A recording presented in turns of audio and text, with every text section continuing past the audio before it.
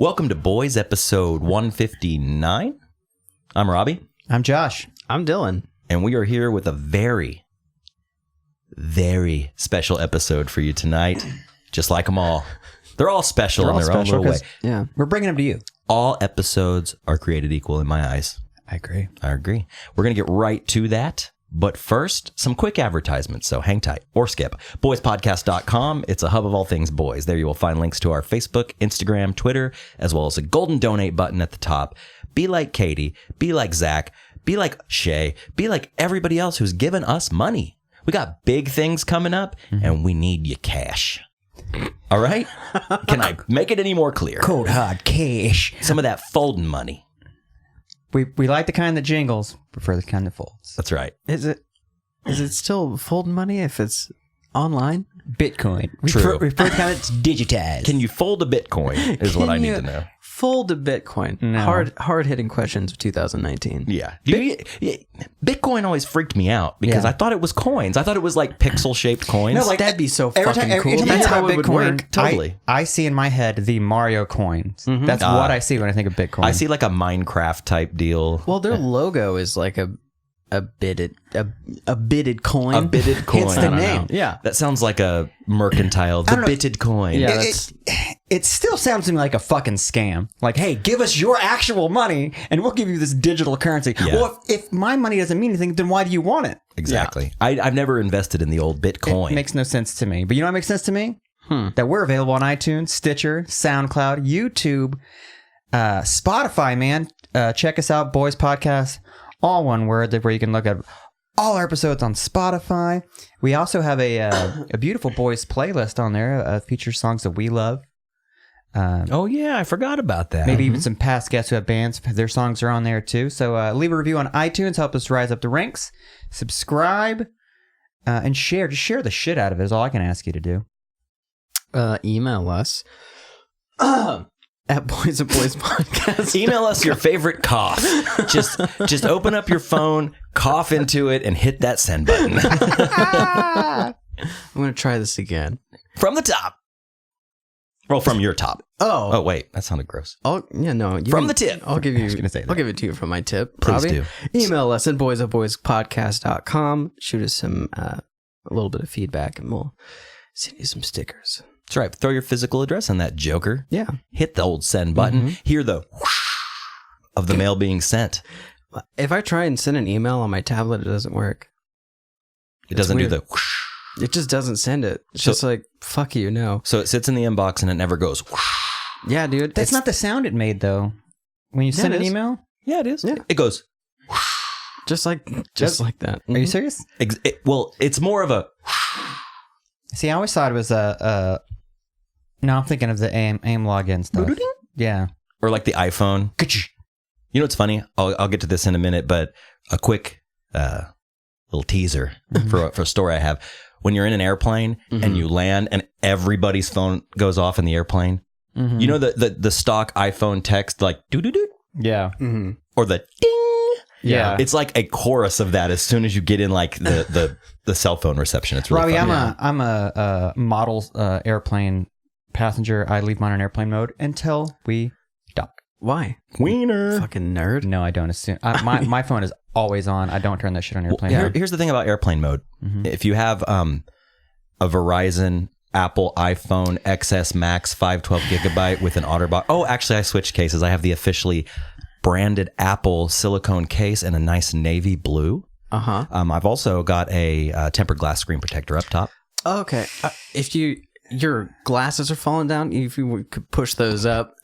Well, hold on. Let me take my AirPods out and put my studio headphones on. Oh, okay. Yeah. If you go into airplane mode, you can't use Bluetooth headphones. So I see all you with your Bose. Yeah. I see all you with your AirPods. I know what you're doing. This plane's going down because you got to listen to your boys podcast on the airplane. Yeah. I don't know, man. If a plane could get brought down with my phone being on airplane mode or not being on airplane That's some mode, shit technology. take it down, dude. Take it down. Take me with it, dude. Well, we'll get Where back are to we at we'll get right back to now? the airplanes in just a second. But I just want to say thank you to all of our sponsors. We got Anthem Brewing, anthembrewing.com. Hey, just a word to the wise. They're looking for a taproom manager. Taproom What manager. is it? What is it? Brand ambassador. taproom manager. If you have any experience in customer service or Or if you just bar like experience, beer a little too much, yeah, hit them up. If you enjoy craft, hit them up. Go check them out. Get a job. Also, Fat Bison, fatbison.com. I just got off the phone with the guy, and boy, could I not play that on the air. He says a lot of bad things about a lot of bad people, but he makes beautiful wood. So hit him up, fatbison.com. But he says a lot of good things about a lot of good people. That's true. So, And good things about bad people, bad things about good people. it's a mishmash. Mix them up. He's of a all those talker. things. He's a talker. Fatbison.com. He's a talker. He's a talker. Check out Champion Vintage on Instagram. Doing a little bit of a not a rebrand. What do you call it? Restock. Okay. So just go give it a follow so you can be in the new. I get it. Is that a pun? It might be. Be in the new, but you sell old clothes. Dude, speaking of vintage, we might talk about it later. I have a fucking bone to pick with a couple of these, quote, vintage sellers. I read about it. Oh yeah, I saw it on the old Facebook. Yeah. And dude, I'm ready for Josh to get to flaming. Dude. Well, I mean, in a different way. It might be slammable. Really? Yeah. Damn, I wish I had the iPad. I'll just do it. I'll go feeling this. Thank you for the donations, feedback, etc., etc. Yeah. Is it etc. or et cetera? I think it's et cetera, but I always said et cetera when I was a kid. Like, people say fucking espresso. Oh, I hate that. That's wrong. I saw a dude online on Facebook. I'm always on the marketplace looking for gear and shit like that. Maybe furniture, just random things I can flip and make money on. This dude was selling an espresso machine, and he doubled down not only in the title but in the actual content, the body. He said, "Makes excellent espresso with an X." I'm like, dude, come on, dude. Dude, Just Google search it. Yeah. We can't talk about this. No. I've been around. It was a rough day at work today. So if we were just talking about the average Joe fucking idiot, I'm going to lose my shit because I have so many words to say about just the human race from time to time that is just rude, Yeah. but also they deserve it. Well, So- speaking of rude, and we're going to get to our show here in just a minute, but we got a couple bones to pick. We got a few things to discuss. Yeah. And one of which is, so I've been flying a lot lately. They call me Robbie Jet Setter. Well, Robbie Premium, Robbie Jet Setter. Uh-huh. You flew first class. Like X-Men. Your boy did. They call me Robbie X-Men. They actually call me Professor R. Robbie, tallest tombstone Harris. They call me the long birth certificate kid, is what they call me. Add that to the list. Just the long birth. So I flew to, I was going up to Sweetwater, which is like the Amazon of guitar gear. Every year they do this thing. It's called Gear Fest, and all the vendors come and you set up in these tents, and it's just like a big expo. So it's in Fort Wayne, Indiana. So I was supposed to fly to Chicago, transfer there, go over to Fort Wayne, Indiana. So go north to go east. Exactly. So get on the old plane. Shout out American Airlines. Get on the plane. I do sit in the front, and it was nice. It was a rare treat to get to fly first class, but your boy did. And so we're in the air going to Chicago, and over the intercom, the pilot's like, you know how they talk. It's so annoying. I had to turn down my Apple iPhone. You get the point. We're in the air. We're like 30 minutes from Chicago, and they're like soaring. We're soaring at 35,000 feet. So if you're 30 minutes away, that's the point when your pilot goes, "Ladies and gentlemen, we'll now be making our descent to the Chicago O'Hare Airport. Yep. What temperature is cool 76 degrees, sunny. Hope you enjoy your trip in Chicago if you're connecting." That's a you enjoy really your good. flight. That's a good. I've been on a lot of fucking planes. Flown the a past, like- plane? Yeah. Dude, I've been on so many airplanes the past year. So we're about 30 minutes out. We're about to start our descent. And then they come over the intercom and say, we're not allowed to land in Chicago because of a problem with the plane, which is a No. cool thing to hear when you're 35,000 feet in the air. No, not, hey, we're having difficulty.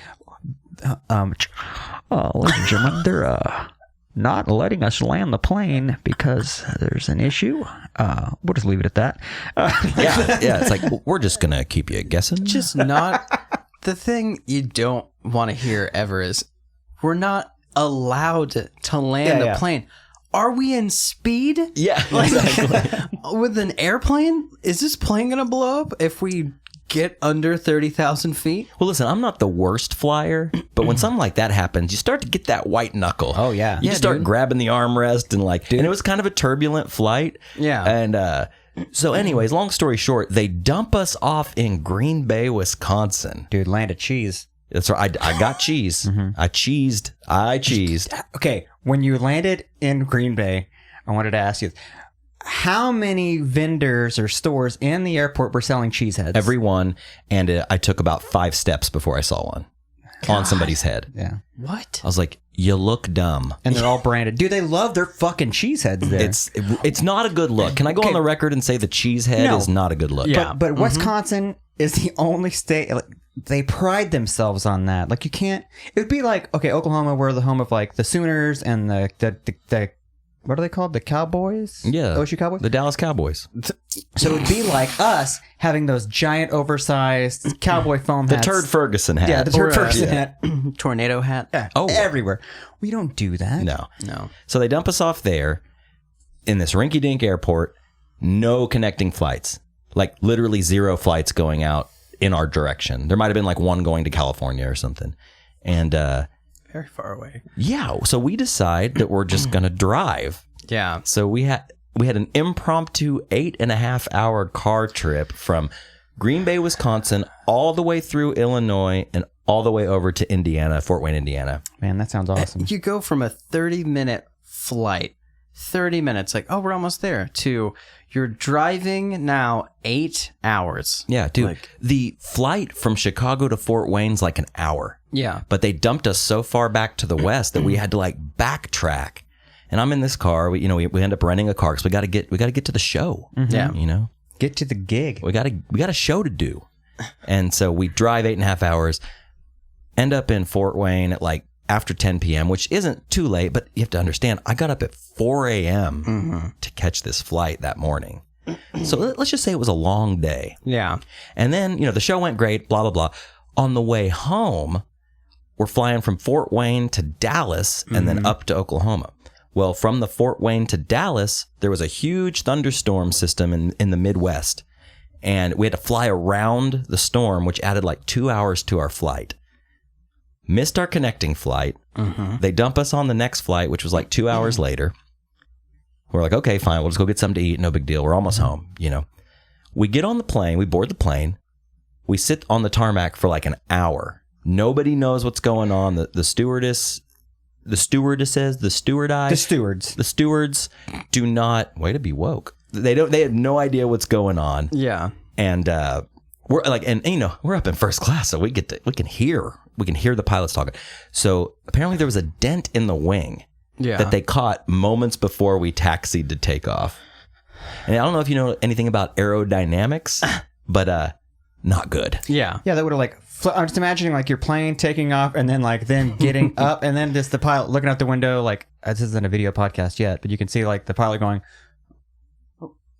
oh shit. Yeah. And the wing just like wobbles and just like spiral out of control. Oh, totally. Oh, shit. So we sit there. They tell us that that just to hang tight, that they're going to fix it while we're on the plane. So we sit there for another hour. I wouldn't trust that. No. Like, unless you're taking this wing off. Like Lego style. And bringing in. We're taxiing into a hangar where like a team is going to fix this, right? Like, we're going to do that, right? Not like No, Joe Schmo's going to just like go, just like dink it from the inside. No, there's like a dude doing that and that doesn't work. So they call another guy who's just a plunger, just like popping it out. Yeah. Like, oh, we fixed it. I'm going to walk. Yeah. No, I'm not doing that. So after another hour, they make us get off the plane.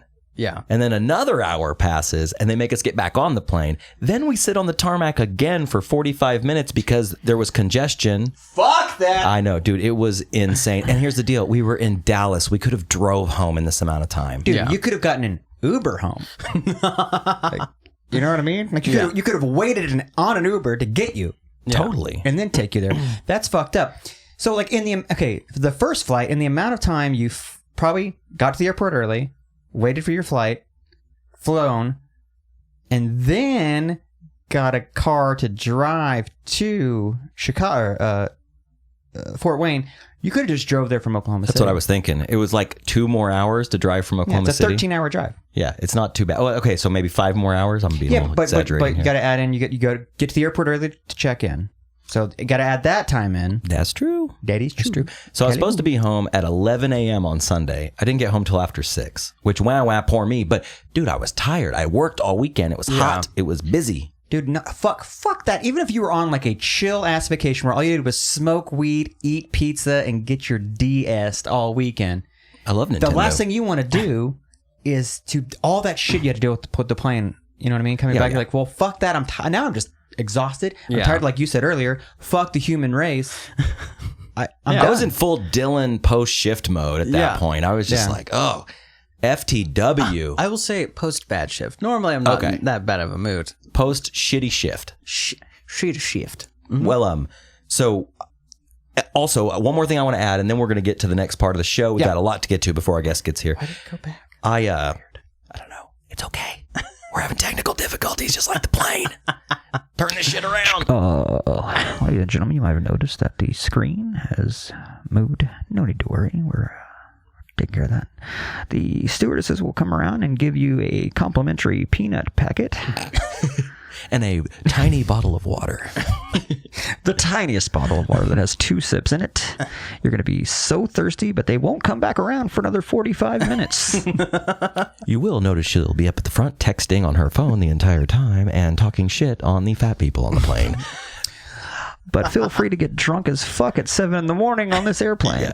So, speaking of, I know there was some talk, and there has been talk of the term manspreading, which I have been guilty of doing myself, and I've seen people be the victims of the heinous crime of manspreading and all of the... Is that just sitting down? It's when a man, and correct me if I'm wrong here, listener, it's when a man takes up too much space. Dylan, I'll show you what manspreading is. It's one of these. I had this happen to me a couple of weekends ago. I was bellied up to the bar at Aurora getting some breakfast. And the guy sitting next to me does this shit. He goes...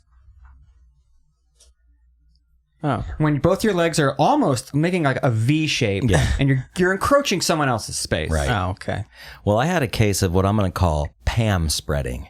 Okay. Because this lady sat down next to me. This wasn't on this flight. This was on my last flight, but I had to bring it up.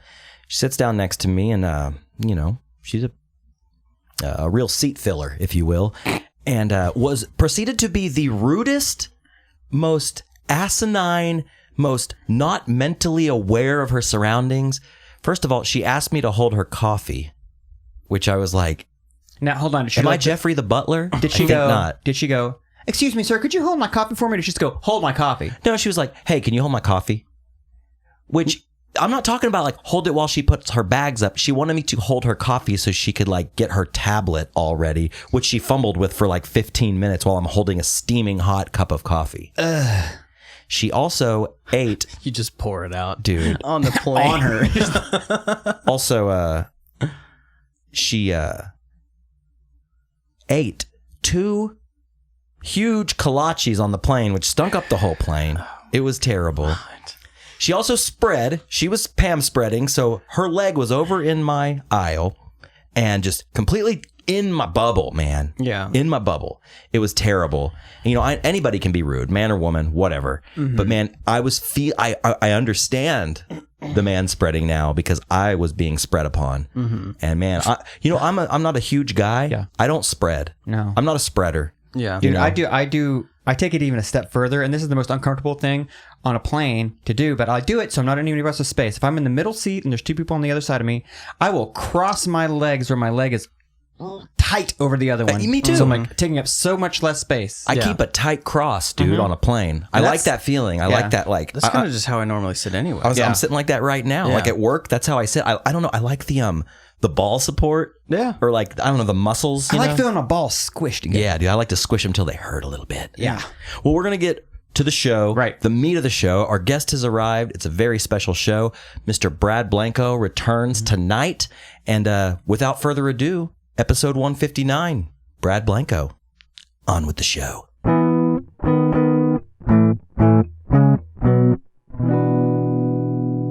Okay, we're here with Brad Blanco. Good evening. How are you, man? I'm doing well. Thanks for coming back. Thanks for having me back. I'm stoked to be back. I was actually punishing you guys about trying to get back on again. Well, you're very welcome, and we appreciate it. Our second two-timer in a row. Oh, Who's shit. the first two-timer? Brad Chad was our previous guest, and he was a two-timer as well. Strong. You got big shoes to fill. Strong. And a Brad. Double Bradding. Strong. Whoa. Nice. Two Yeah, Brads. two Brad. So we're going to get to the show. We're going to get to Brad, but first we got to read some of these answers to our weekly question. We've been slacking. Well, we've had a couple. You've been going out of town. We've all had some things going on. Plus, they were coming in. Like, there's so many of them. I wanted to be sure that we could get them all in and get the best ones. Well, we've compiled a list of some of our favorites. Yeah. And we're going to start out with the question we asked a couple weeks ago, maybe 3 weeks at this point. You know, you're a kid, you ride the school bus. Kids are known to lie. Kids are known to stretch the truth a little bit, to be kids are cool, fucking liars. to fit in. They are, man. And we had a couple people write in with the best piece of school bus folklore that you've ever heard, or just a straight up lie. And the first one was from @RayGunBush on Instagram, friend Randy. He said, and I'm going to try to read these in like the kid's voice. Yeah. Oh, yeah? Well, hoverboards are already out in California. Which is spot on as far as I remember hearing dumb shit like that. It was right Yeah. after Back to the Future 2 came out. That was like that. I think that was everywhere. Well, they have them in California, you know. No, they They're real. don't. No, they don't. There's video of them doing it. Yeah, like All on that shit that's out there they call a hoverboard. That is not a hoverboard. No. The new school hoverboards. It's a rolly board. It's a Yeah, rolling. it's a rolly board. It's a incendiary rolling device. it's a- They do catch on fire. It's a poor man's Segway, like Yeah. without a handle. yeah. I saw somebody, I was like sitting in the theater and like in the lobby the other day, and I saw some kid like on one, like on the sidewalk, and the first thing I thought, I was like, oh, dude, bite it. Like, I want to see it so bad. hit like a crevice and just fall over. Just spin. So another one we got was from @OK_Tori on IG, friend of the show. Oral sex is when you talk about sex, and a blowjob is when you blow on a penis. Her name was Hillary, and she was always hilariously misinformed. See, that's what ladies send us in your things. We get the dude stuff, so it's always about like dicks and balls and like. Well, this one is too. I guess, yeah, but like a girl's side of it. Oh, that's so funny. I do like the hashtag she included.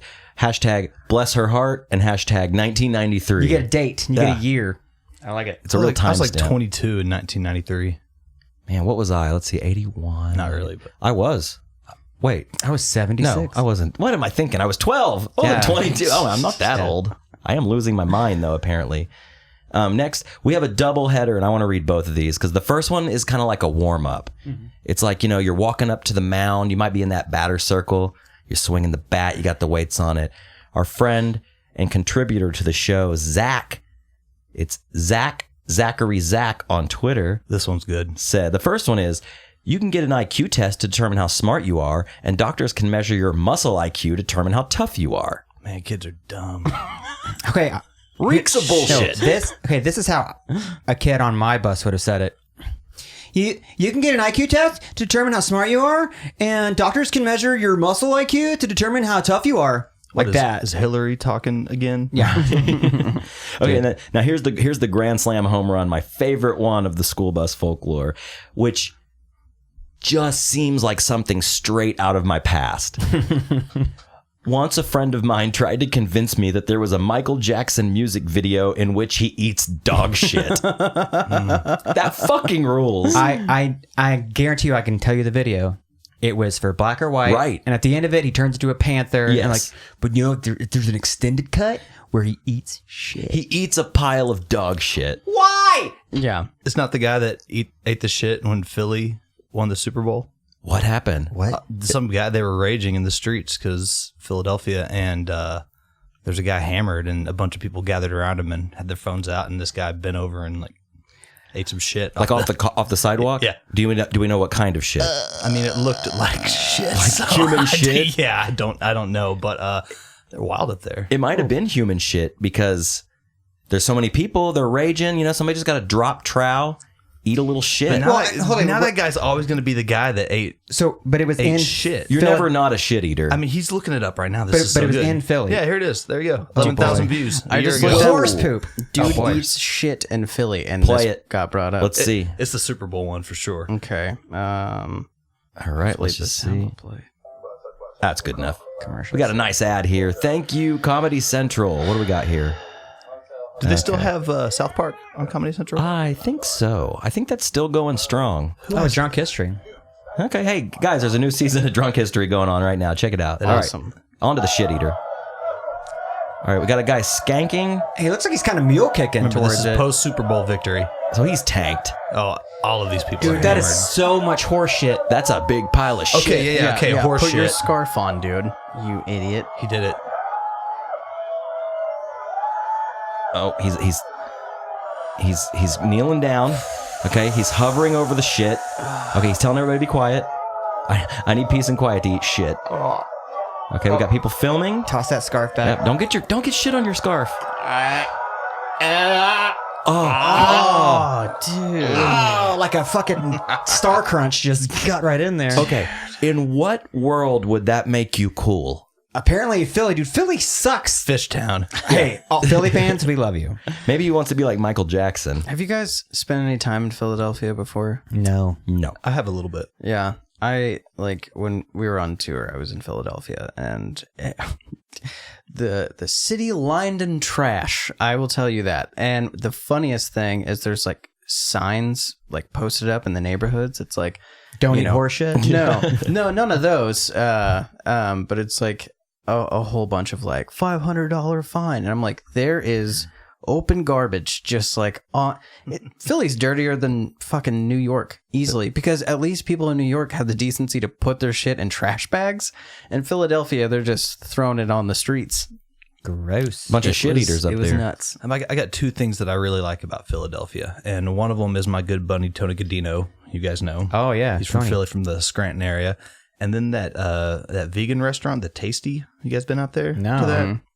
Josh, that'd be right Pretty up your good. alley. Yeah, man. I need to go to a Pretty Philly good. show. I'm not a vegan, but I do love a vegan restaurant. And, Fuck yeah. I'm not above it, man. I'll eat. Really I'll good. eat some vegan if you know, like if there's a nice vegan restaurant, I'll go vegan for just a little while. Maybe one meal. Maybe I'll go back the next day and eat vegan again. They have a serious Again. tater tot game Vegan at the Tasty. Nice. I love tater tots. Shout out to the Tasty. Tater tasty. We're gonna put that on the official boys list when we make our world tour. Yeah. Well, our United States tour. Yeah. We're gonna go.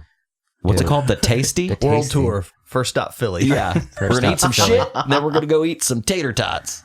So another one question we put up was for our dad's episode that got so much love and reception. It did. It was a great one. And it was, what's the best dad joke you've ever been told, either by your father or just a person? And at Shady Lady on IG, contributor. Thank you, Shady. Shady. Your name's not Shady. Slim Shady? She a lady. Her name is Shay. Shady Lady. So get it, Shay D Lady or Yeah. Shady Lady. It's a brilliant Instagram like it. handle. She says, my dad to this day can't correctly tell the Bugs Bunny joke from Wayne's World, and I love it. Now, is that the where they're sitting on the hood of the car at the airport? I think it's the. Remember when Bugs Bunny would dress up like a girl bunny? No. Wasn't that it? Yeah. Did you, Abraham Lincoln. See, I can't do it either. Did you ever find Bugs Bunny attractive when he dressed up like a girl bunny? I Yeah. think that might It's be like, it. me neither, or something. I don't Yeah. know. I fucked it up. God, I fuck up everything. Wayne's World's a great movie, though. Like, there's a lot of things to laugh at. But yeah, I could see a dad like trying to quote. He saw it once with the kids, Yeah. and like, oh, or trying to tell like a Ace Ventura joke Yeah, that he can't nail. Totally just regurgitating.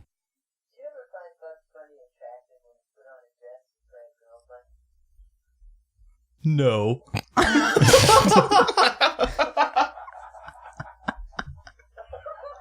Just a maniacal laugh.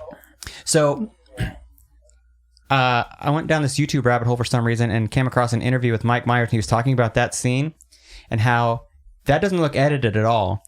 So his laugh was from a different joke Oh, that was told before, but the no thing was his response, Yeah. no, and they spliced in this other laugh from like a take, like an off take. Like, that's fucking genius. Yeah. very clever. Wayne's World. First of all, I'm gonna hold up the show for a second. Is that Mike Myers at his peak? Peak?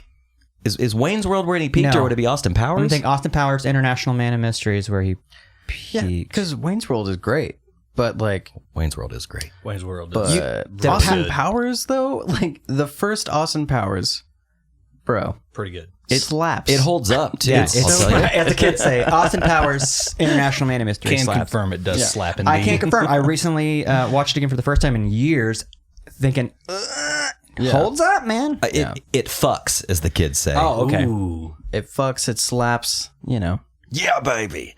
All right, we got another one. This one is from @MollyKillers, longtime listener, @MollyKillers on Instagram. Anytime my dad and I walk past the end of a school zone sign, he'll turn to me and go, "Now we can go faster," and start speed walking away from me, and we'll just laugh and laugh. And that is textbook dad. Yeah. I mean, he waited to be a dad for that. He probably thought that up when he was like 13. Oh yeah. It's like, one of these days, Yeah. I'll make this joke to my daughter. And then when he saw it, he's like, yes. Yeah. I He did got that, it. that Danny Tanner fist pull, you know? Yeah. Yes. With a knee up. He waited her entire adolescence to break that one out. Oh, yeah, for absolutely. sure. This last one here, I've heard different variations of this dad joke. Yeah. It's by @Wesley NYSMX on Instagram. You know, my fights only last 3 hits. Me hitting him hitting the floor, and the ambulance hitting 90. I've heard the me hitting him hitting the floor. I've always heard 2 hits. Yeah. Yeah. Me hitting you hitting the floor. I like the addition of the ambulance hitting 90 though, because Yeah. he's that fucked up. Yeah. Like, this guy's dying. This guy is he's redlining. Yeah, like you hit this dude once hard enough to where he's For done. a lawsuit. You get the guy hard enough that Yeah. you're going to, litigation's going to happen at this point. And this ambulance is going 90 Yeah. in a residential area. Mm-hmm. Yeah. We got a bleeder. So, Brad, did you ever hear any like with weird kid live folklore? I was going to say the only dad joke that I wanted to chime in on is just like anytime your parents drop you off at the airport and your dad insists you get there just ridiculously like early, like I feel like that's just the classic That's a classic dad joke. Oh, yeah. Like the epitome, the pinnacle, Yeah, yeah. if you will, of dad jokes. It's like, we depart at 7:50, better get there at 3:30. Oh, yeah. Yeah. It's like, beat dude, traffic. even we were talking about flying before you got here and the trials and tribulations of doing so. And I've flown a lot lately. Turbulations. I know. I get it. You fly a lot as well. Really, any major city, even LAX, hour is fine. Hour and a half, maybe, you know, if it's like Monday morning, you know, at like 9 a.m. or something like that, like, yeah, be there an hour and a half. But like, yeah, that 3-hour bullshit. You really don't have to adhere to that, I don't think, anymore. No, because then you're just sitting in a fucking airport for 2 hours going, And well, and the smokers, they took all the smoking lounges out. Yep. So Yeah. it's just like extra brutal. Yeah. You know? And I love airports. I do don't really too. like being in airports though. No, It's like, this is great for an hour and a half. I find the closest hotel bar, and I'm not saying I get drunk, but I have enough beverages too that I can not go crazy being in an airport. I will 'Cause be they're kinda drinking on the sterile. plane. Yeah, I will be yeah. drinking on the plane for But sure. that's the I don't know what it is about international airports and airplanes that it's the only place on the planet where you can drink red wine at 8 a.m. and it's totally okay. Yeah. Or race day. Yeah. On the way to the track. Yeah. Cracking one's open, 6:30 in the morning. Just getting started. Yep. Beating dog shit in no time. Sorry, being at the lake. I guess when you're at the lake, you Oh, can all crack bets open are a off in the lake. cold cores at 8 a.m. Yeah. Oh, yeah. You're good to go. Yeah. See, the lake and the racetrack can be kind of interchangeable. Sure. A lot of the same people. Yeah, a lot of the same demos. demographic, yeah. Same attire. Yeah. Cut off t-shirts, flip flops. Yeah. You know what I'm doing in the airport? Which, by the way, I love airports too. I don't love being there for a long time like I was last weekend. I've always thought they're interesting. I don't know why. The sights, the people watching, the smells, like the smell of the jet fuel. I like that smell. Yeah. I like the hustle and bustle of like the people coming and going. Like, you know, you're here and then you're there somewhere else. It's magnificent. Totally. Those carts driving by with like larger people or on old them. ladies. Yeah, I old was ladies going to on say, you hate her. Dude, I do want to catch a ride on those sometimes because I'm always at the last terminal, Yep. the last boarding group. Yeah. You know, and so Or those ones that have those, I guess, flat escalators that you can just get on to go just a little bit faster. Yeah, it's negligible how much faster you go Yeah, on one right. of those. and people, I've been to airports and the people that stand on those. Yeah, they camp on them. I'm like, move. What are you doing? Like, this is for people who are like late and need a little extra Boost. oomph. Yeah, yeah. You're just not Call it the walking. oomph lane. Yeah. Oomph lane. Fucking. Oh. No, it's like in Mario Kart when you get that little fucking star to get a little bit of boost. Yeah. Yeah, the Just like oomph that. lane. Yeah, that's all it is. You know what I'm doing in the airport? Shitting. Really? There is something about an airport. Man. I could have shit before you leave the house. Another classic dad. Like anytime I step foot in an airport, I just feel the drop. I'm just like, okay, I should a do large this. public uncomfortable place. Yes. Perfect time for my body to want to shit. Well, and what's funny, man, what I've learned, I've talked about this on the show before. When you go to an airport bathroom to take a shit, it's just like a fart symphony going on in there. Because it's people who have been holding it for hours or who are trying to get that last bit out before they get on the plane. That's what I was gonna say. Like, it's like, you can go to like the mall or some place where there's a lot of people and go to shit, and all the stalls will be open. At an airport, every single one of those Every time. motherfuckers are full. High output. Yep. High output. A lot of TP. So much TP. Yeah, a lot of farts, a lot of turds, international shits. Like, Yeah. hey, I just flew in from Turkey, so I got this weird smell. Like, it's a potpourri. I was gonna say a potpourri of global scents. A poopery? I like it. So, Brad, how you been, man? I've been great. Good. What's new, man? What have you been up to? I have been just laying low, and honestly, I've been focusing on just booking some shows lately. Haven't had a day job in a few months.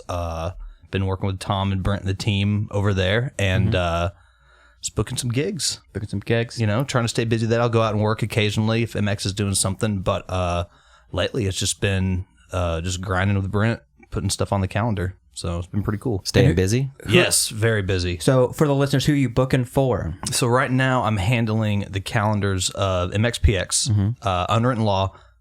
We have the only Screeching Weasel show that's going on this year. We got that booked at the House of Blues in Chicago next month. And then Lost in Society out of New Jersey and La Armada from Chicago. All right. So is your goal to not go back to the day job? That is the goal. All right. Yes, You that think is you're the on goal. your way? I think if there's a time to do it, the time is now. Okay. Yeah. How'd that make you feel? Like when you're ready to make that jump and quit your day job? So to speak? it's funny because I do the oil and gas thing during the day, and definitely didn't choose to quit the day job. It just kind of ran out. Okay. So it kind of forced me to get creative on how to get some money coming in to not have to dip into all the savings or whatever. And it's just been kind of, sometimes you feel like you're spinning your wheels, like you're not getting a lot done. But when stuff confirms and locks in and lines up on the calendar, it's like, oh wow, like we actually did a lot of work to get this done. It feels like you're in that oomph lane. Like In the oomph lane, finally. Yeah. You finally, it's like you're in the oomph lane, but people are like in front of you. Yeah, know? yeah. And then when people get out of the way, you can break through and like put some stuff on the calendar. Yeah, man. And it's cool to see just, progress, see dates line up because the guys want to be out playing shows, but we're not going to take everything that comes in across the desk. We have to be selective with what we plan, and just try to put together the best situation and environment for the night when we go and do stuff. Like we did, they were in Montebello last weekend at that rock fest, and then they went to New York, and that was just a nightmare of a trip getting there, but they made it and they played the gig, and it was just it's just wild seeing all that stuff go off in the Instagram videos and people posting, and just like I love that shit because like somebody's out there taking video, reposting it, the band sees it, they repost it. That's just all part of the vibe, all part of just like, oh, okay, yeah, it's happening. People are enjoying this. You know, we created something cool. Oh, for sure. Well, speaking of flights and like fucked up flights, they had the MXPX guys. If you guys don't follow MXPX on Instagram, you should. Dude, they had a fucking seagull flew into the engine of their Quack. plane. Oh, really? Yeah. Is that the noise a seagull makes? It's like, I think that one made. and they had to do an emergency landing, and so they landed. How they were way late, way behind. So they went baller status, and they got a They did. little private jet. But all of them were super fucking stoked. 'Cause that's something that never really gets to happen. Well, I was in Mexico over the weekend because my brother was getting married in Cancun, and so I was actually sitting out that weekend, and Mark from Anti-Flag was filling in for me, helping the guys out on guitars, and the festival was fine. Unwritten Law left Montreal, they got to New York fine. MXPX took off, they hit the Seagull on departure, had to circle around, emergency landing, The next flight they got put on where everybody could go was delayed, so that was going to push them back.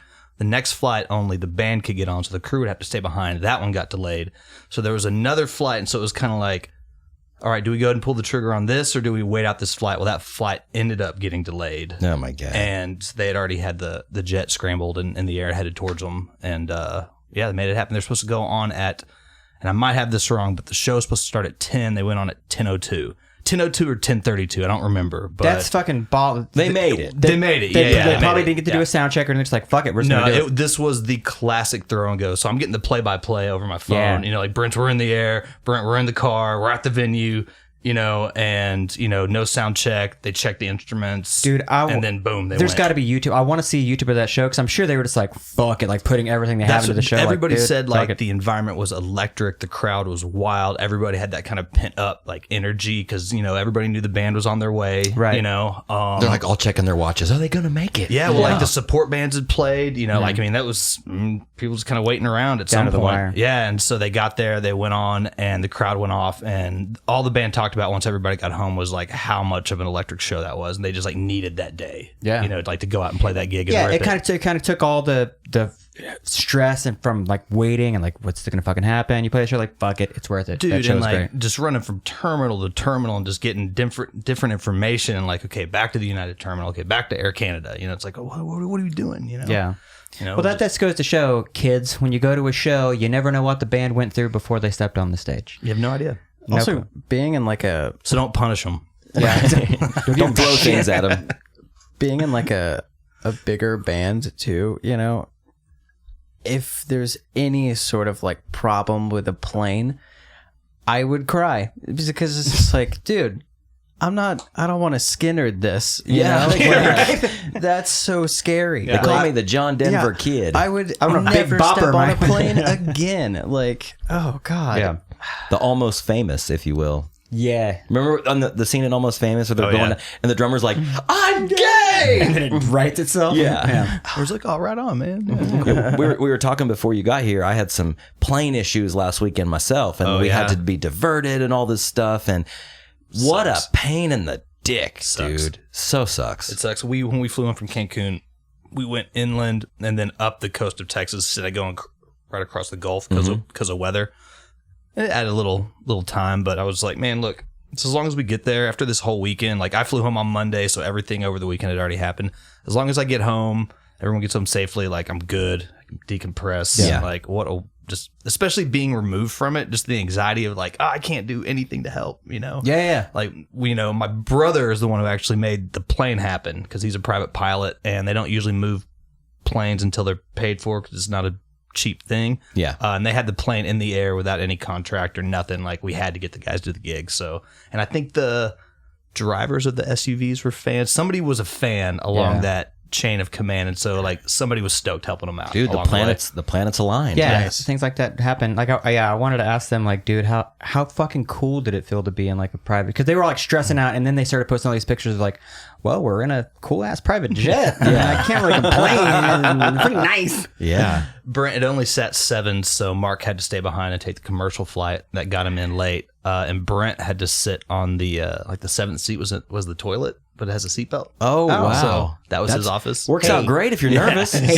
TM, hit the shit out. Yeah, exactly. Sit in the back. And they got there in like 56 minutes, 57 minutes. Damn. Like really, really quick. Do private planes fly lower than a commercial plane? I know there's like rules with the size of the plane I'm and how probably high. going to be wrong with this, but I think they go higher and faster. Really? Yeah. Okay. Yeah, it's a pretty quick. They're just zipping. Yes. Zipping through the air. G5, bro. You know, there's apparently Computer? an Uber for planes now. You can Uber a jet engine. It's usually you do it for large groups. It's still super expensive. Well, yeah, I could imagine. Like Like $100 or so. I've seen commercials for it, like to pop up like in your ads, like on Instagram or whatever. I'm like, oh yeah, let me just fucking get the guys together, get this G5 and go to fucking Sheboygan. If you're rich, it's not that big Security of a line deal. got you Sure. bummed out. Yeah. Hire a plane. It's hire a plane, man. Trying to take your weed. Yeah, 25 grand later. Yeah. You're there. You'd be good. But if you get like 10 people together, man, it's only like $2,500. Like, It's only $4 grand a person. yeah, right. Speaking of planes and problems with planes, I just finished reading Are you ready for this? Uh-huh. It's so cool. Only second to the Bible of the greatest book of all time, the Travis Barker autobiography. I just finished reading it. He doesn't fly anywhere. No, not anymore. I saw him at Whole Foods a couple years ago. He was on a bus, and him and his kid were getting on. They had Whole Foods bags, and it was kind of late at night, like right before they closed. But he was doing something a couple years ago. I forget what it was, but there was a date here in Oklahoma, I believe. And I was just like, oh, well, he doesn't fly, does he? No. He talks about that in his book, and there's a whole paragraph on the plane wreck that he was in, and I was reading it. I can't handle that shit, man. I can't. I can't read something like that. I read it the night before I left on a flight. Perfect. Dude. Yeah, I know. It's Perfect. great. Yeah, Like I love to torture myself. Yeah. And it's very graphic. I always thought, when I hear that he was in a plane crash, that it fell from 35,000 feet and he lived somehow. Well, it was on the runway when it crashed. Like it wasn't off the ground, but it was going so fast, and then all this shit happened. And right. There's a lot of pictures in the book of like him after the wreck, and I mean he looks like fucking Freddy Krueger. He's the sole survivor of that, right? No, DJ AM. Oh, DJ AM, yeah. He actually survived, but he died of a plane crash related drug overdose later. Oh, really? He OD'd. Yeah, after I that, thought the crash killed him. Nope. Yeah, I always thought that too. So did I. Mandela effect things, I guess. Yeah, but great book. Pick it up. You can get it for like $3 on Amazon. Great before a flight. It's a quick read. Well, it's funny too because like Kate, my girlfriend, saw the cover of the book, and it's the title of the book is called "Can I Say?" because of his cool tattoo, going across the chest there, and he's like all like photoshopped on the cover, and Kate was like, "He's got fuckboy eyes." And I was like, really? She's like, yeah, he's got fuckboy lips too. Look at him. Which is funny. Look at him. And very observant You because... mean FUCCBOI? Yeah. Okay. Because the whole book is pretty much like, yeah, I slept with this girl, and then I was in the Aquabats, and then I slept with this girl, and I played with Blink, and they fought a lot, but I was sleeping with this girl, and I'm just like, Travis getting the poontang, man. He probably had it figured out early on. Yeah. But I guess he was also married twice. Well, Remember he had that reality show? Third time's a charm. Yeah. Yeah.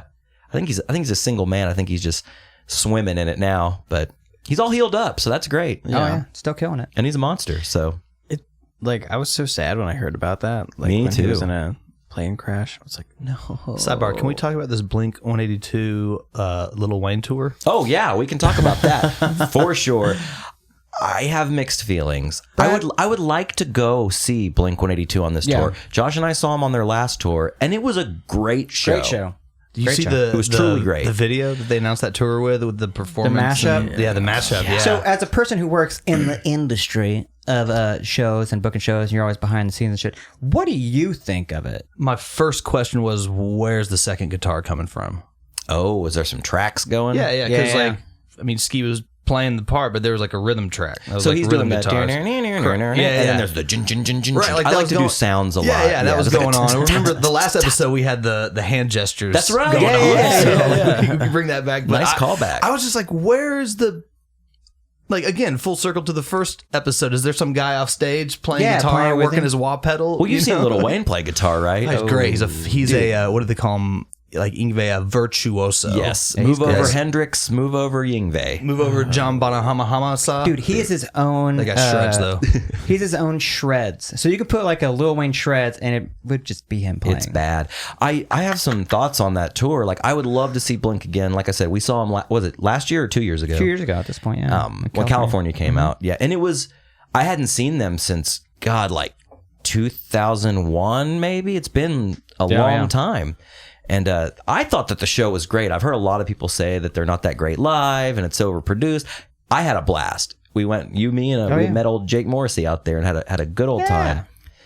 But I'm not paying that much to see this weird mashup of co-headliners. And I have nothing against Lil Wayne or rap. It's just not my bag, baby. Yeah, what's it like? $60, $65? Something It's like like 140. Really, for like a GA ticket? Yeah. Wow. It's it's at least $100. I think it might be like 130, 140. Well, because last time we had floor tickets, and like that's, I'm not to be 5-star Josh over here, but man, I'm not gonna fucking sit in nosebleed seats. Like, I'm sitting on the fucking floor. We're old men. I'm standing on the floor. Yes. I'm not doing that shit. But I'm not spending $200 to see Skiba 182.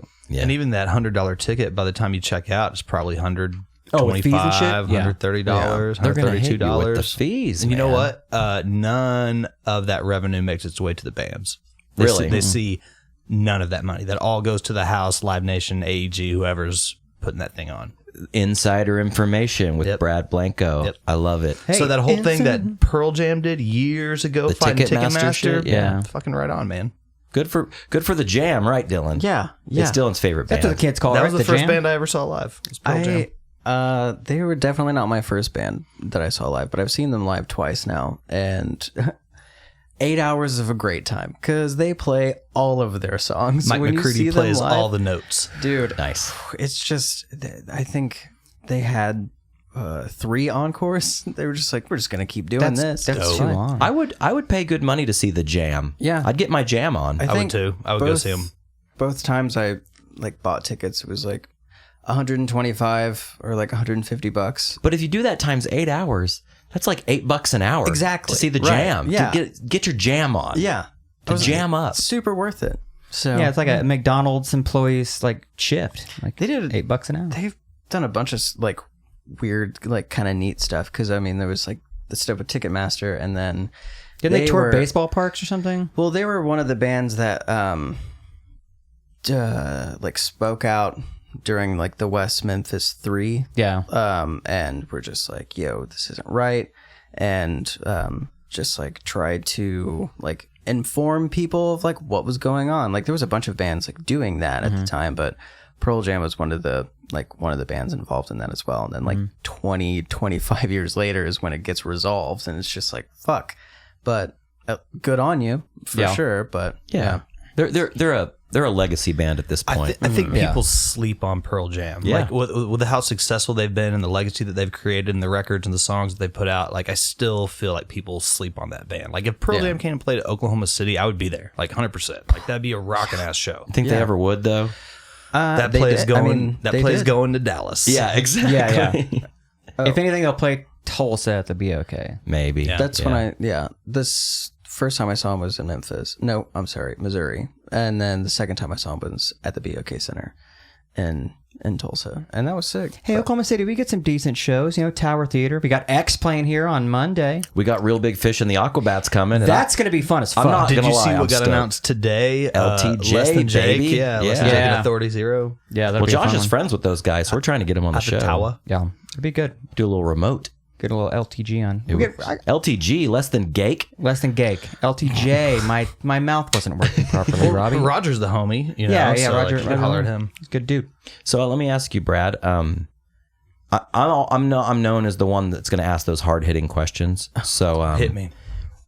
What's the weirdest shit that's ever happened when you're out on the road doing your job, putting in that solid work day? Like, you know, you run into snags, like we talked about the MXPX guys barely getting there in time. But has anything like truly mind blowing ever happened, whether it's bad or good? You know, did somebody get electrocuted? Did the drummer die like in Spinal Tap over and over? Like, do you have any tales from the road? Well, I've seen some things happen on the road, but I think the thing that people don't really recognize is the last shows that I did with MX were at the Bottom Lounge. We did 2 nights there, and I was guitar teching. And the first day we got there, like I worked all day long from like 2 o'clock on, like at load in, like basically until the gig was done, and I was packing up the guitars and making sure everything was sorted for the night. The next day was cool because we just got to roll in, everything was already set up. But at the end of that trip, it really blew me away, like how much I was just working. I was sweating. Like I was like, I did barely ate. Brent was like, "Did you eat?" And I'm like, "No." He's like, "Go eat." And I'm like, "Okay." And then 2 hours later, he's like, "Did you eat?" And I'm like, "No, fuck. I just got done with these guitar." Like, "Okay, yeah, let's go eat." But as far as like wild and crazy stories, I mean, we've all seen the memes. Touring must be great. It's just like the gas station and the highway, and like the Taco Bell Subway combo or whatever, So I don't really have anything out of the ordinary without incriminating a bunch of people, but it's all been pretty tame lately, and it's just been on that professional level. Like we got to get in, we got to execute. Like everything has to be on point, and just the amount of detail that goes into things like on that level is just so much different. Than the way things, when we were growing up and like going out on the road and touring, figuring it out. It's just so much different. It's just so much more professional. Yeah. Like case in point, like you guys know Trevor, You know, look what he's doing now. He's like working for Billie Eilish, and he's all over the place. Dude. You know, like I would be surprised if there was any chill time with that gig. Dude, fuck you know? no. So No. when he started doing that, like I was like, I found out because I asked, hey, when are you playing this you're doing this PX show? And he's like, nah, man, I'm going out with Billie Eilish. And I was like, who's that? I had no fucking clue who it is. I Googled it. I'm like, I didn't know who she was either At until all. yeah. And it keeps getting bigger and bigger and bigger. And then he sent me a picture of him with Billy Joe because Billy Joe went to the show. I'm like, dude, what the fuck? That's pretty so cool. cool. That's really Yeah. cool. But yeah, he's like, but nonstop work. Yeah. Non-stop Like, work. And that's the thing is like what I'm realizing is like having played in bands, working for bands, and now I'm booking bands, like it is just like the only people having fun at the shows are the artists. Right. You know, like Or you like when you're done loading everything out. Then like I shared on the show that that little party, that private party we went to after the in Chicago? Chicago. At that wild ass Dude, office. that was so crazy fun. But those times are like kind of few and far between. Man, that was so much fucking fun to do something like that. Oh, I could imagine. Yeah. But like you think of that weekend, like that was such a tiny part of the weekend. Oh yeah. You know, it was just like a sliver of that whole weekend, and just It was a you know, nice cap on the weekend. It though. was. Like, It all was. right. And it was cool because it was the last night because people could cut loose a little bit. Oh, yeah. Not worrying about like a show the next day. But it is a lot of work. And so I always appreciate, especially the team that I work with and the bands. And even when they just say little things like thank you, you know, Yeah. just that makes a world of difference. Yeah. I had another follow-up question I totally just spaced. I just keep staring at the bro zone over here on this list that we have up. Oh, we might get to that later. I don't even remember it at this point. What's the bro zone? I just keep thinking of the me and the boys meme, I which can't. has been Dude, so good. I can't remember what Brozone was. I don't know. Some of this shit's been on the list for so long. I don't remember. I'm the same way though. Like when I go travel for work and do these like trade shows and all this stuff, it's like I won't eat. Like Yeah. I'll hit that continental breakfast. They call me the Continental Kid. Oh. Because I load up in the morning. See, I'm the leftover kid. I love leftovers. You're a leftover Leftovers kid? in the fridge. I'm eating them. Oh, see, I'm the opposite. I throw away every leftover I ever bring home. Leftover sushi. I'm firing it down the next morning. Really? That's brave as fuck, yeah. dude. That's You- super oh, yeah. brave. You Oh, are yeah. the leftover kid. Oh yeah. Yeah. I'll hit that breakfast early though, and then I'll get to the gig, my gig, if you will, and get all set up, you know, get all the cords plugged in and get everything line test and all that stuff. And then I'll look at my watch and it's like, oh, it's 2:30 and I haven't eaten since like 6 this morning. And then I'll be like, fuck it, I can make it till 7 when Right. the show closes. And then I gorge at night, so I'm the nighttime kid and the breakfast kid and Yeah. the not eat during the day kid. Yeah.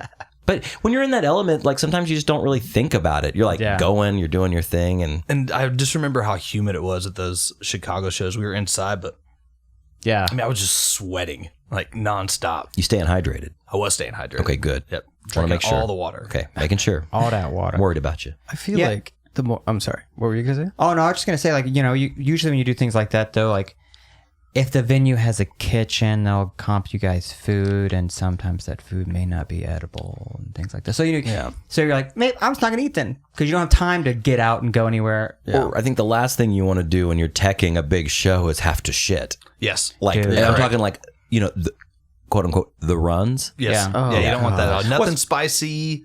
Yeah. You know, like not. Yeah. You know, you don't want to load up on like macaroni and cheese, but like something that's like, all right, yeah, this is gonna work. This is Yeah. gonna finally. I'm not getting like Thai food and like dialed up to the 9th degree on Right. the heat. No. base, you Yeah. know? Because like that Chicago venue. Oh, you remember the bathroom? Yeah, there was one backstage bathroom that both bands had to share. One band, of which is a fucking ska band with a lot of members. A lot of there was shits. There was a bathroom, but it didn't shut nor lock. Dude. Well, prison? You playing in a It prison? would kind of shut, but it wouldn't lock. So you'd have someone like man the door Yeah, while there's you're in somebody there. standby. Oh Like, my God. I'm not shitting, but there is. Well, we're not going to let it out, but there is a bathroom if you find it. Oh, I found it. Yeah, secret I found it. I bathroom? took a nap up there. Yeah, Like 20 minutes before doors. Did you took a put the seatbelt on and took a just solid kick dump back in it. and relax? yeah. I laid down in that room, Yeah. like on the floor. It was a cool took little nap. spot. Like, why is this not open? Yeah. Ate a little horse shit. It was a great time. Oh God. What were you going to say, go Dylan? Philly. Do you remember? Oh, yeah. I mean, there's there's like something like definitely about like, you know, when you were just so focused on like getting the job done and just like when you're just like working real hard, just like everything else is sort of like falls by the wayside, you know, just like especially when you're It's like impossible to send a text that's like not show related on the group text or something. It's just like it's just impossible. to Yeah. do it. No memes or gifs or none of that. Being on tour with like professionals sounds so cool.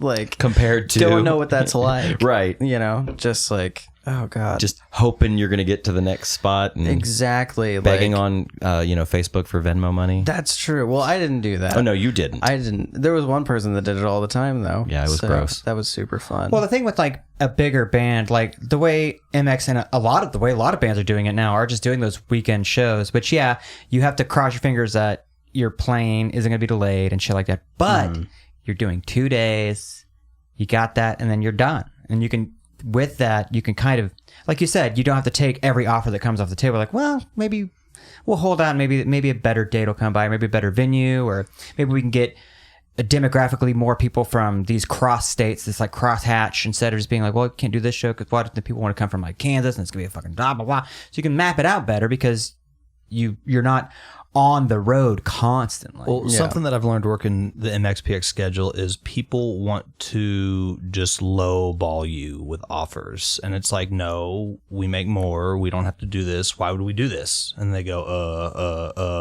and then they either get the offer to where it needs to be or you just politely pass. Yeah. You know? Yeah. And we pick Tom Chinchilla. He picks out, the cities where they need to play, like what they need to do for the year. We plug it in and then things just kind of pop up. Like we got a super interesting offer today.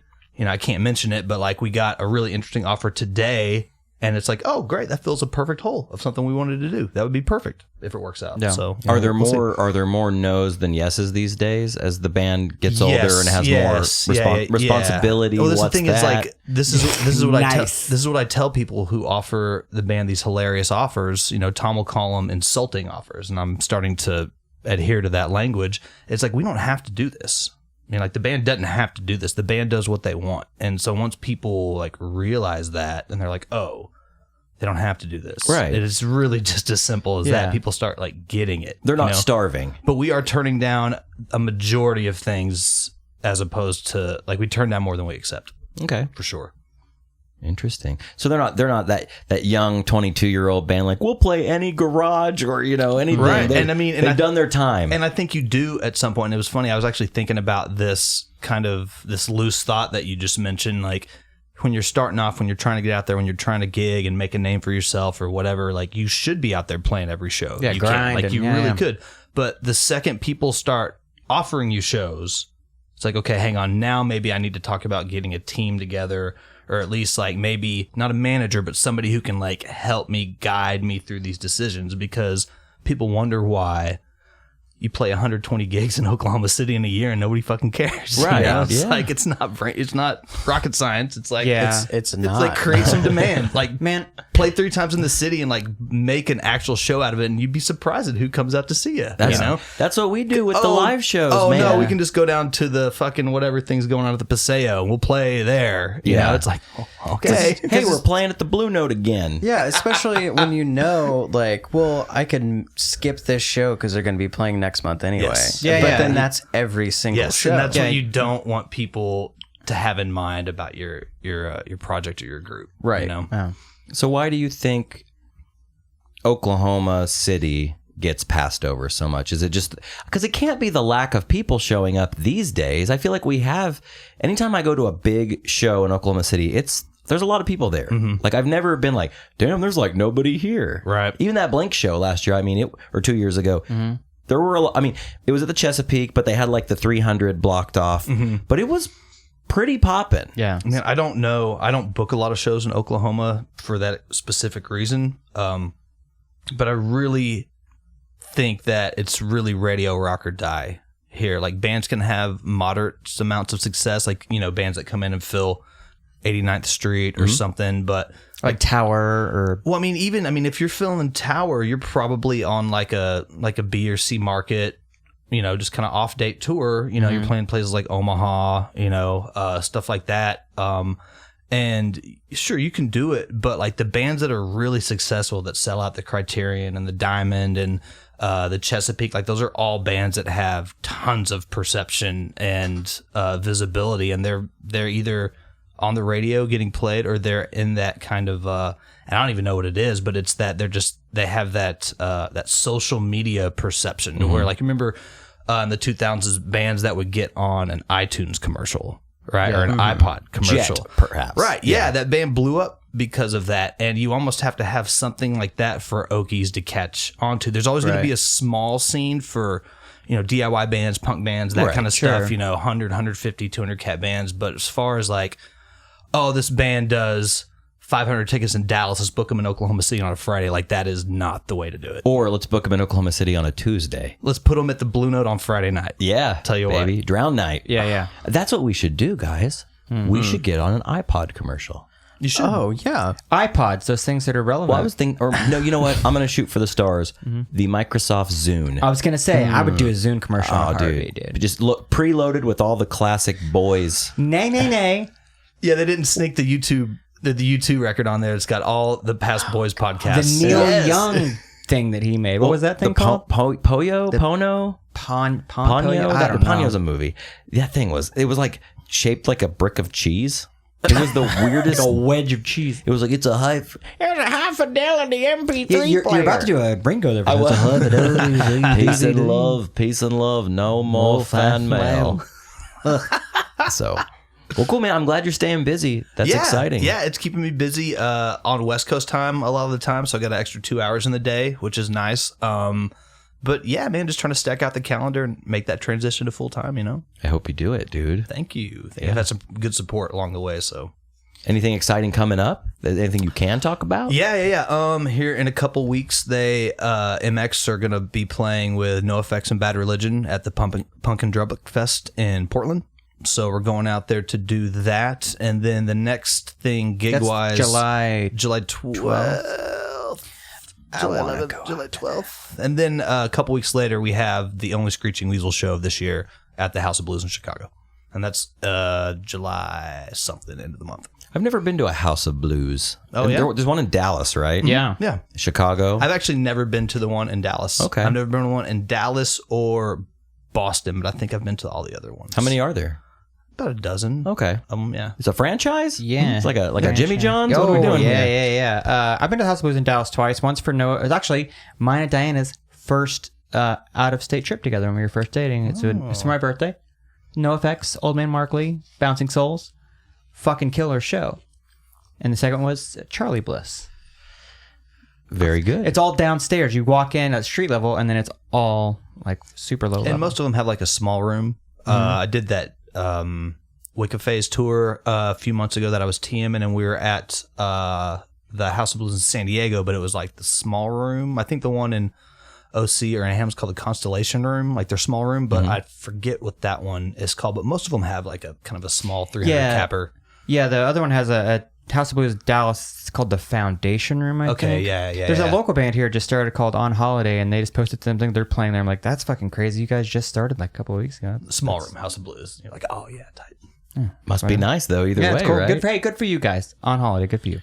Better than the old Blue Note. Let's just mention them. Oh, no, I love the Blue Note. Better than Blue Note on a Wednesday. Blue Note on a Friday night. It's just easy to give the Blue Note shit because that's just when people play the Blue Note. It's like never Friday. I'll give it this, man. Blue Note's been doing that shit since the beginning. There's always been live music there. It's always been a great bar to go to if you're in the neighborhood, if you're around town, shoot some pool. Like, especially when you're young and just started a band. Dude, like, if you're like totally. Like when I was, you want to get paid. Actually, you go play the Blue Note. They pay you money, Or the high-low. yeah, or the high-low. When I was like, when I first moved here and I was 18, 19, like the Blue Note is where I wanted to play. Like, but I didn't fucking know anybody, so like I just like had to be in these bands and like meet people who knew how to get in at the Blue Note. A decade and a half exactly. ago, I wanted to play VZs. Oh yeah, Like I wanted to play VZs. Oh, yeah. The Chili Peppers played here. The Donuts played here. Hum played there. Oh, that's right.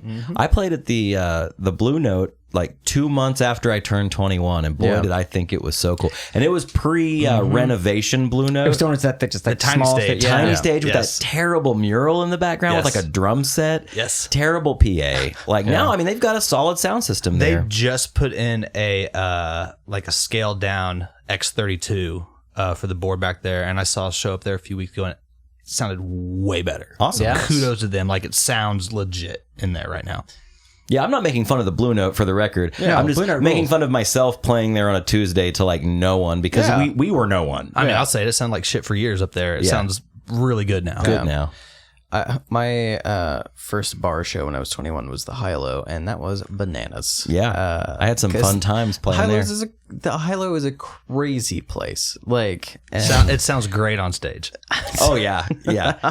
I've had some fun times. I think a lot of people have had fun times there. Yeah, if you've never had a fun time at the Hilo, you should rethink your life because you're the problem. I've been in there a couple times, and I've had a couple. I've had a couple. You had a couple beers there. Yeah, I had a couple beers there. Okay. Well, no, playing a show there is so much fun because it's not.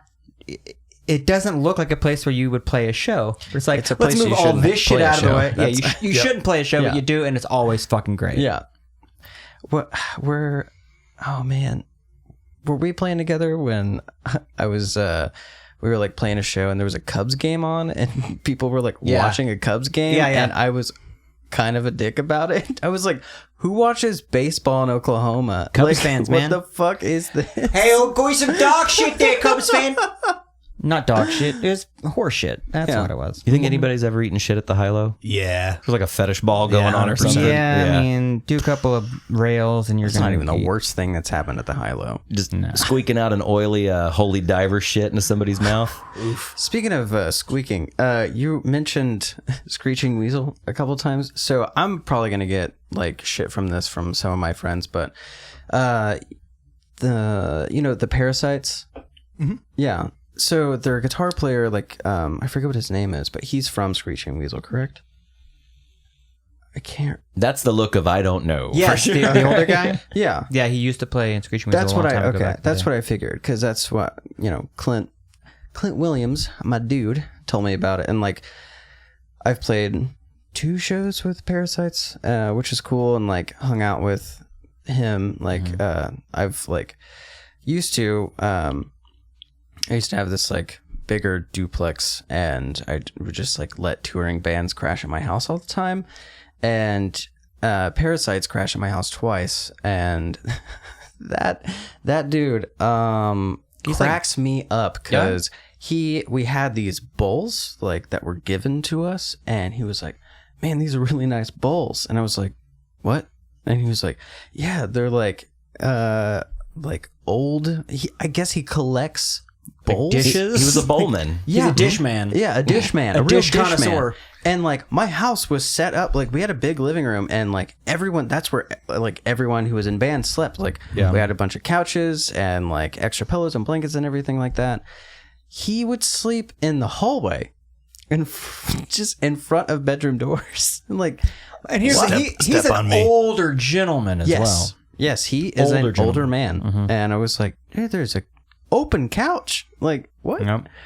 He's got his head laying on a bowl. I can just Yeah. imagine it. It reminds me of the old days, right in the back of the Econoline with Screeching Weasel. He doesn't even sound like, what, like a jazz man? Yeah. Speaking of going He's a back bowman. to VZD, Boy, he's a bowman, that's for sure. going back to VZDs and bands sleeping with you. My old band played VZDs once, and we opened for the David Liebehart band, which if you're not familiar with David Liebehart, he is the old puppeteer guy from Tim and Eric. Okay. And we played, he was touring with this punk band, and he did his little puppet thing, and it was very weird. Whoa. They ended up staying at my house, and it was when I was doing my old podcast, and we got David on the show, which was like a huge episode for us because of his Tim and Eric fame and everything. Weirdest dude I've ever met. He, we had this really long show. We were all just, well, he wasn't, but he doesn't drink, but me and my old co-host were just drunk because I played a show. I was drinking free beer all night, and we stayed up till like 4 a.m. podcasting, and it was the sloppiest thing ever. So much fun. And then David Liebehart got on my computer and made me look at pictures of trains until like 4 or 5 a.m. What? And was like, do you have a printer I could use? And I was like, sure, man. And he completely depleted my ink in my printer by printing out photos of trains that he wanted to keep, and he put into a binder that was already full of photos of trains. Do you think he like jerks it to trains or something? No, I just think he was just a little off. Yeah, he's a train man, you know? He's a trainman. Got a bowman? Yeah, he's a bowman. Got a bowman, a trainman. yeah, slide over Bowman. An inkman. He's like, I got to He's get also, that ink. also an older gentleman. I think Yeah. when you get to a certain age, you become a man of something. I you know? can't wait to get a little bit older and like stop giving a fuck, because I give less of a fuck than I did 10 years ago, but I Right. still give a Yeah, fuck. yeah. But like when I'm like 60, Yeah. I can't wait Dude, to zero just like fucks. say what I want, do what I want, be rude to kids. Yeah. Like, Be rude to kids. I'm just looking. That's my finish line right there. Yeah. Like that. Do you find yourself already like thinking it, but not like, dude, if I was like 20 years older, I could just say this shit right now. Sleeping in the hallway. Yeah. Sleeping in hallways, inspecting bowls? telling kids to print off pictures of trains and depleting their ink. Well, here's what's crazy. I'm 38 years old. I'm knocking on 40, and I still feel like I'm in my 20s, like Up here. mentally, Oh, yeah. not maybe Yeah. not physically so much, Yeah. but like I don't feel like I'm the old man. But then, like, you know, I see kids at shows and like, God, they're babies. Yeah. They're tiny little Like, babies. is my brain ever gonna mature? Yeah, Yeah. Or am I ever gonna dress my age? Yeah. Oh man, unless What it's, is my unless age it's a again? formal But here's the function or something I gotta go to. But what does that Right. mean? What does that mean? I got my to- wedding suit. You know, which is not a suit. No. Go What ahead. does it mean to dress your age? I've been thinking about that a lot lately too. Is like, man, I'm 37, and when we were younger, people who are like our age now wore like khaki, like but at one time they were cool hippie kids or whatever. But now they're buttoned down and like tucked in polo shirts. Just like, but Yeah, I don't want to dress like I'm working at Best Buy. Right. on my know? day off, I Right. don't know. Like I would Maybe when I'm punching in at Best Buy, but not on Now my here's the Monday. thing. I'm not like sideways belting it with like eyeliner. I'm not fashionable. I like what I like. I'm gonna wear jeans and a t-shirt. Probably. I mean, I rolled in today in a t-shirt and like jogging shorts. yeah. You're knocking on the dad door. Oh yeah. And I, No, and if they I- were cargos, definitely on the. I graduated to the like the Nike runners in the last few years. yeah. Before that, it was like Vans and Puma and Converse All Stars. Yep. Those Nike runners are band staples. Like, The Mike Herrera the all black runners. yeah, Mike Tom. Like they What all you got wear on them. over there? Yeah. Oh yeah, you got the runners the on. runners yeah. on. They all wear them. But I'll tell you this, man, and this is gonna make me sound like an old fuck, but they're so comfortable, They are and they're comfortable. so light, and they're Yep. bendy, Yep. and they have arch support, which is very important for aging feet. They don't have loud ass colors, just nice and normal. Yeah. Yeah, You know. It's a classic. Murdered out all black Nike Air Max. Is that what they're called? Nike Freeze is Nike what they're called Freeze. these Free days. runs. Yeah, yeah. Yeah, you I'd can rather get them for there. all that running I do. Yeah. You know, during the day you can wear your Chuck Taylors or your Vans, but Hurt my feet, dude. when you clock in, when you hit that stage, you want those runners on. Those runners on. You need that arch support. Gotta have that arch support. I'm You got getting, any I'm other getting there fashion quick. tips for dads? I'm getting there quick. Well, you I busted still busted wear- out some sweet ass shorts last week. Oh, dude, short shorts all day. That is my. Is that your summer attire? Oh yeah, just like I'm definitely gonna go back to get more. I'm gonna buy a bunch just for like a project that I'm gonna work on. So but for the listener, last week he was wearing these super short, I would say like 70s jogger shorts. Yeah. that's why I bought They them. were solid black, but with like white trimmings around it. the white trim around The it. Yeah. classic, they come up in the middle of the side, like Yeah. they go like this. Yes. Like if your dick was super long, it would definitely hang out the bottom of it. Yeah, Or if you had luckily, balls like my mine, shit they'd is be hanging. super short, Yeah, so I dude. can wear them all day. It's just he's got more of Yeah. a problem with the hanging brain out the bottom. Yeah, me too. That's true. That is 100% true. No, gotta tuck 'em. I was like It's hot out today. You know. yeah. With the Turkish taffy going. Well, yeah, no. So I was shooting that project that I'm working on right now, and it was 80 degrees in that house, and we were there until 5 o'clock in the morning. Like, we started shooting at 10, didn't get out till 5, and like we could take intermittent breaks, between scenes to turn the fan on and the AC on for a little bit if we were lucky and Right, to remembered avoid like noise and all that shit. Right.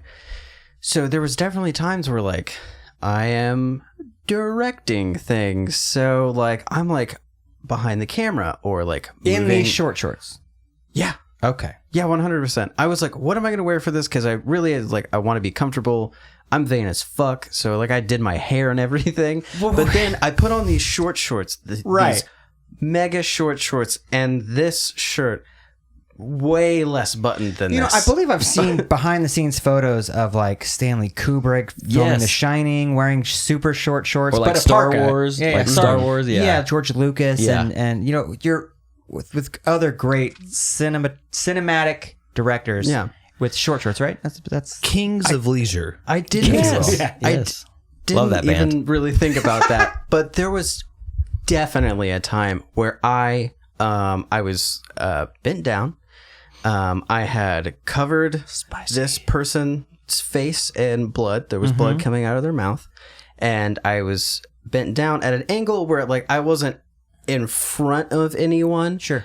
But I was like looking at this scene, and then as I was like, normally when I sit like that, like I have one hand down anyway, and I'm just like, you know, just like looking, and my hand is like right by my cock and balls, which Yeah. is super nice because like I then started like cracking my fingers, and definitely felt my sack just like it was tucked in there still, but it was definitely like It was scooched over. It was Yeah. was it kissing the It's about outside? to shift. And then I was like, fuck, and immediately stood up, but like with one hand still had a hold of the bottom of my shorts, so it didn't look like I had to push them down. You're just going like bloop bloop. Yeah, put it and back in. Dude, your nuts were peeking around the corner. Yeah, and I was just like, fuck, but I got big thighs, so no one could see it. I've heard that But, thick thighs save lives. Yeah, but yeah, for sure. Yeah, I was wearing just like short shorts and black like horror shirts, and I'm like, yeah, this is what I'm gonna do all summer. It's super nice. I'm about to bust out the short shorts. I got some real short, like Bobby Weir cutoffs. $3, dude. $3 at Walmart. So there's always like Nice. every fucking season change, I get this idea in my head that this is going to work for the summer. This is going to work for the winter. Yeah. Like it's always like every fucking winter, I'm like, you know what? I'm going to bring like 90s grunge back, and I'm going to wear like a fucking cardigan. Dude, we're going Yeah. to bring it back. You know what we're going to Flannel. bring back? We're bringing back the Dickie shorts, Dude, the Hurley t-shirts. I'm bringing it back. The black socks. Yeah, Black the- socks. Dude, basically, but here's the thing. That's not bringing it back for Southern California, dude. Nice. You go to San Diego right now, Yeah. everyone's wearing that They're shit. all in Still. Sublime. None of those dudes left. Oh, No, really? they're all still there. yeah, that's Flat brim hats. They're like all in there's- Oklahoma. They're Yeah, also wearing Arnett. Is that what it is? Arnett Yeah, sunglasses? yeah. They're still there. Maybe some black flies. the Sub Rosso shows that Unearned Law did last year. I went to the Dana Point one, and it was all flat brim hats, Dickie black shorts, socks, yeah. Dickie shorts. Like it seems like everybody was there was in Pennywise. Yes. Right. And I had no idea who was who was supposed to be backstage or who not. There was just Right. there was so many people. Yeah. Yeah. Yeah, I made that joke with a buddy of mine. We went to the Dallas MXPX show, and I was walking backstage. He's like, I don't have a wristband. Like, you're fine. Like, you look like you're in a band. It'll be okay. Like, Right. He's like, yeah. If you look it and you just walk back, hey, guys, you can just walk back there. Some guy might beat the shit out of you, probably. Or at least rough you up a little Yeah, bit. but if you look cool, I've gotten into many places I should not have been in by just holding a blank piece of paper, folding it over, and walking into some place looking like I'm kind of irritated, like I'm working. Yeah. Nice. They're like, oh yeah, It works, man. don't bother this guy. It's Guy's the working. old sleight of hand, and it truly works. You create a diversion. It's like, what the fuck is this? Yeah, oh, I got somewhere important to be. Yes, Yeah. yes. It's called walking with authority. Yeah. walking with authority. Yeah, The fuck is the catering? You know. yeah. All that. It helps if you have like a carabiner with keys on it that jingle when you walk. So Oh, like, yeah. well, this guy's obviously got keys to something. He's got keys somewhere. Yeah, he's Yeah. important. He's got the key to the place. He's going. He's got to get there. Yeah. He's got to get the show going. Well, we got to wrap up here in just a minute, but I just wanted to pass it around. Any closing thoughts? Brad, thank you for coming back, man. It's always good to be back. I would want like- to do it a third time, and Well, you'll come on a third I time. want to bring. You guys are familiar with this guy. I want to bring my friend Dirk back. when I Oh, come back yeah. a third time. You wanna- you wanna double up? We want to tag team it. Are we talking DM? DM Dirk He'd Matthews. be a Dirk second Matthews. timer. So you'd be the third timer. He'd be a second timer. So he is a walking John Mellencamp song. I like to point that out to people. You know, He was born in a small town. born in a small town, war vet. You know, turned wrenches. You know, small town boy living in a big old world. I just love that dude a whole bunch. And now he's selling houses. And now he's selling houses, real estate in the city. But still playing bass part time. That's right. He said he got a new road case for his cab. Yeah, I the was other just day telling he Robbie that, he was yeah. excited about. I just got one myself. I'm gearing up for a big project here, so I got me an Ampeg Classic 610, baby, 1,000-watt That's tube what he per got. He said Ampeg. he got a 6x10. I sold him. It was my 610. I sold him. 6x10. Yeah. I got mad at Josh for selling it to him the because I second- wanted No, it. here's the thing. That's the only time I've had seller's remorse. As he drove away, I looked at it like sending my kid off to kindergarten. I was like, no. Really? Why did I do that? Were you like waving your handkerchief? Yeah. No, I said the second I shut the door, Dinah was making dinner, and I go, fuck. And she goes, what? I'm like, I should not have done that. But I love him. Yeah. It was sitting in a garage. It's I was in not good using it. It's hands. in great hands. Well, he's got a big gig coming up. They're going down to play at Three Links here, I think, in the next few weeks in Dallas. Yeah, and my thing is, Is that the sausage factory down in Dallas? the logo is 3 dudes hanging brain. Oh, nice. That was the original. You should text Scott Bell that. Hey, not Scott Bell, Scott Beggs. He'd be into that. 3 dudes hanging brain. That's what this podcast is when we don't have a guest, right? We're just airing out, man. You say 3 dudes hanging brain. Hanging out. Well, any final thoughts, gentlemen? I guess I could say my vintage. Can I go on my vintage rant real quick? All right, do it. Okay. So this weekend I went to this. You get those Facebook notifications of like events going on in your weekend. Normally it's like whatever. This one looked really neat. It was a vintage mart. It was called Dated, Faded, and Worn. And it was all like 80s, 90s, Sounds like me. vintage stuff. I was like, oh, it's right up my alley. I'll go. So I show up to the farmer's market and I get to the door and they're like, $10. I'm like, is there a band playing or something? It's quite vintage. Open bar? $10 to walk around. Cool. So I give them $10. I go inside and I'm expecting to have my mind blown by the great Inundated with vintage items. just bombarded with vintage items, bowls. I'm a bowlman, but Model trains. what I was hit with were what I can only describe as homeless chic, overpriced. Like shirts that are just stained, things you could find at a thrift store easily. You can walk But into was it a Bob Seger shirt that was stained? Because that'll fetch $100. That pizza stain? I sent a picture to Robbie because I almost bought it. It was a Boyz II Men 2 shirt. And I was like, oh, no one has price tags on their stuff, obviously. So like, hey man, how much is this shirt? He goes, man, it's $100, but also it's due for 80. It's like, whoa, for a Boyz II Men shirt, dude? And then I kept flipping through and On there's the like other secondary shirts. market. Yeah. And I was like, what about this one? Which is some no-name, just vintage so-and-so trucking shirt. What about this one? I'm at 65. I'm like, But what makes something vintage? I feel like you can just slap that. Pit stains. Yeah. exactly. According to kids today, it's apparently just something that's pre-worn. My age. Yeah. Right. 38 years Hey, old. I'm going to open a boutique in my closet. I got a lot of 311 There was a shirts whole in booth there. that was though. starter jackets, Marilyn Manson t-shirts, Tool, like just 90s shit is now vintage, but they're reselling it like it's fucking gold. Yeah. Yeah. They're trying to sell a Super Soaker for $60. Yeah. I'm like, dude, The water cannon. They are no, bad. just your regular piss poor green fucking single 50? pump. Yeah. The 50. Okay. Oh, dude. See, you got to do it right, like our friend Shanna at Peach Pit Vintage at Bad Granny's in the No, closet. I walked Dude, out of she there. does it right. I walked out of there. She's the first person I texted. I said, Shanna, have you heard of this shit? And she came correct. She's like, I'm not going to that shit. She's like, you don't charge a cover charge for that? They're overpriced. Like, Shanna, she does it right. Go see Shanna's booth at fucking Bad Granny's. Check it out. The thing is Peach Pit Vintage. if you charge a cover, you're just taking money from the vendors because that's $10 you might have spent on a belt buckle or a. I agree. Here's the kicker. None of the vendors, of which there were many, were from Oklahoma. They're all out of state guys. It's a traveling, touring vintage I bet show. you they paid a fee to set up and sell there. That's the Yeah. thing. They're getting double They dipped. do. They're getting I would've showed them double my dipped. Is Oklahoma Live Nation tattoo. running this fucking Probably. vintage show shit? Anyway, that's my rant, dude. Just if you're gonna buy vintage shit, I mean, go to the thrift store. Obviously, like do it yourself, like DIY, man. But also, there's great places like Champion Vintage and Peach Pit Vintage. Nice self plug there. And, I like it. There's so many great places. I mean, dig it. It's got some really cool shit. They do all the work for you and find the cool shit. And it's free to browse. Yeah. they're going to charge you a cover. You walk in. Hell, you go to Dig It. You can. I think it's free play arcade in there. So That's pretty cool. Yeah, it is. So go Which check is it out. Dope. Dig It, 16th Street Plaza. And that's my rant. I'm sorry. I didn't mean to take up so much time. No. No. It was a beautiful way to end the show. That sounds whack That's as Josh's fuck. corner.